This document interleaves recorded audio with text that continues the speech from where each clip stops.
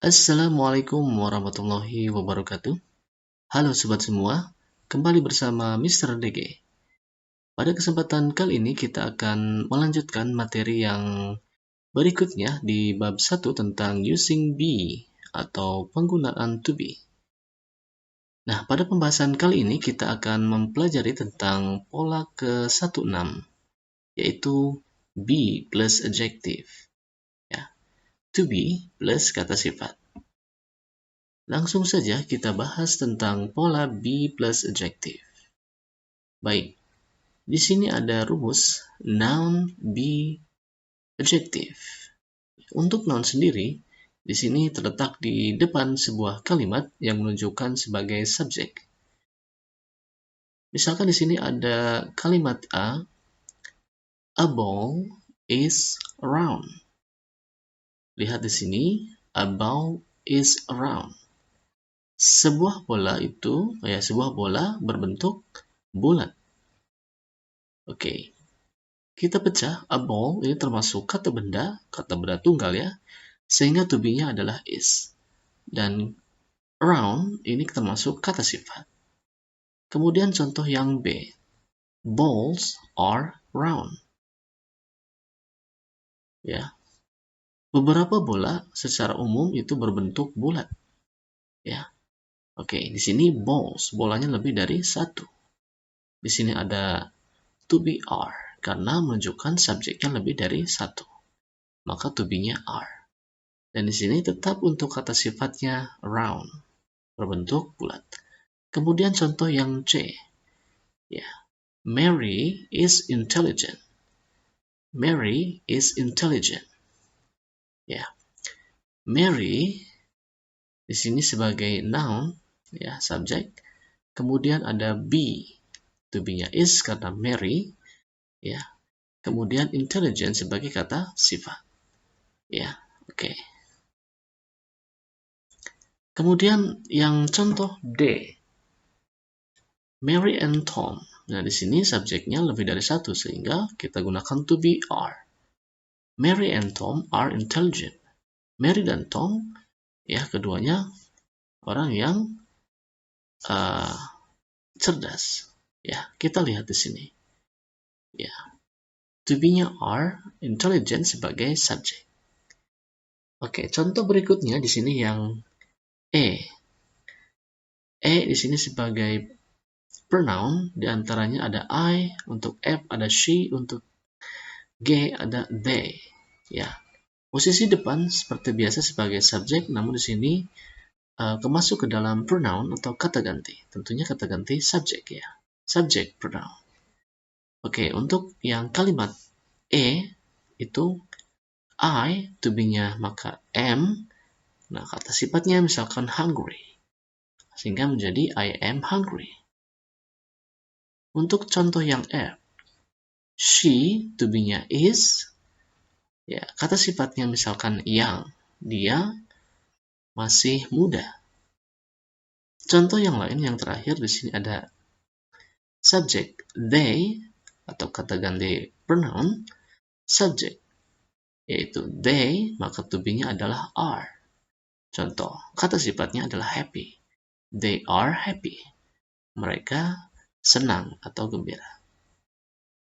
Baik, penjelasan berikutnya di sini ada round, ada intelligent, ada hungry, ada young, ada happy. Nah, ini termasuk dari kata sifat.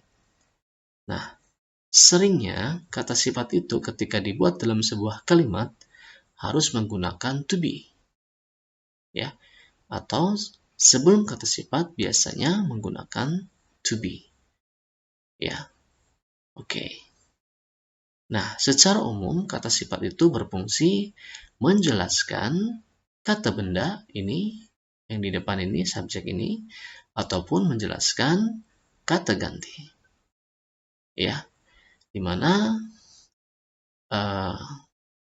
kata benda atau kata ganti ini terletak di depan dalam sebuah kalimat. Ya, misalkan contoh tadi, a ball is round. Sebuah bola ini berbentuk bulat. Nah, apa yang bulat? Sebuah bola. Atau contoh yang lain misalkan, I am hungry. Siapa yang lapar? Yaitu saya. Jadi, si kata sifat ini, baik hungry maupun round, menjelaskan kata benda untuk round, dan hungry menjelaskan saya untuk pronoun. Oke. Ya.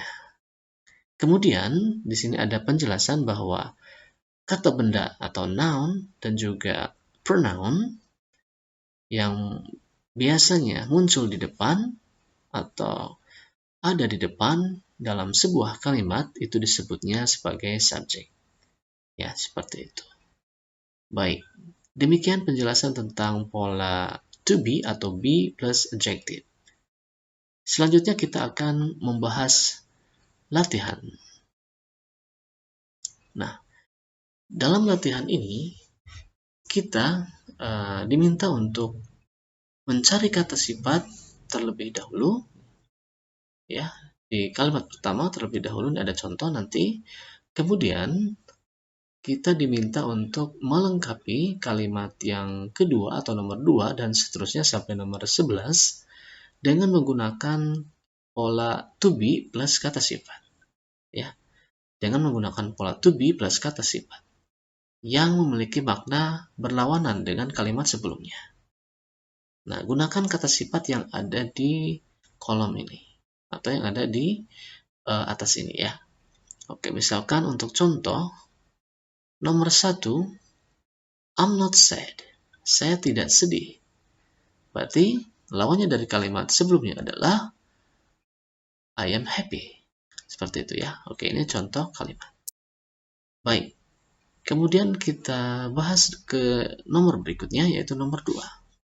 Mr. Thomas isn't rich. Mr. Thomas tidak kaya. Sehingga lawannya dari kalimat berikutnya adalah he is poor. Ya, dia miskin. Oke, ini menggunakan to be dan juga kata sifat poor. Ya, oke. Nomor 3, my hair isn't long. Rambut saya tidak panjang. Berarti rambut saya atau it is menggunakan to be is, berarti lawannya panjang adalah short. It is short. Nomor 4, my clothes aren't dirty. Pakaian-pakaianku tidak kotor. Berarti they menggunakan to be atau be are, dan juga lawan dari dirty adalah clean. Sehingga they are clean. Oke. Nomor 5. Flowers aren't ugly. Bunga-bunga tidak jelek. Ya. Nah, lawan dari jelek adalah indah atau cantik. Nah, sehingga di sini they menggantikan flowers atau bunga-bunga, sehingga to be untuk they adalah are, dan lawan dari ugly adalah beautiful. They are beautiful. Nomor 6. Cars aren't cheap. Ya. Mobil-mobil tidak murah. Ya. Atau mobil-mobil itu harganya tidak murah. They, nah they di sini menggantikan kata mobil atau mobil secara umum kebanyakan they, sehingga to be-nya adalah are, dan lawan dari cheap adalah expensive. Sehingga they are expensive. Oke. Kita lanjutkan ke nomor 7. Airplanes aren't slow. Ya. Pesawat terbang itu tidak lambat. Ya. Oke, pesawat terbang itu jalannya tidak lambat. They, nah they ini menggantikan pesawat terbang, sehingga to be untuk they adalah are. Lawan dari slow adalah fast. They are fast. Jadi pesawat terbang itu jalannya atau mengudara dengan cepat ya. Oke. Kemudian nomor 8. Grammar isn't difficult. Ya, pelajaran grammar itu tidak sulit. Sehingga it menggantikan grammar ya. Grammar Lawan dari sulit adalah mudah. Dan mudah adalah kata sifat, yaitu easy, mudah, maka harus menggunakan to be. Jadi, it is easy. Oke. Kemudian nomor 9, my sister isn't short.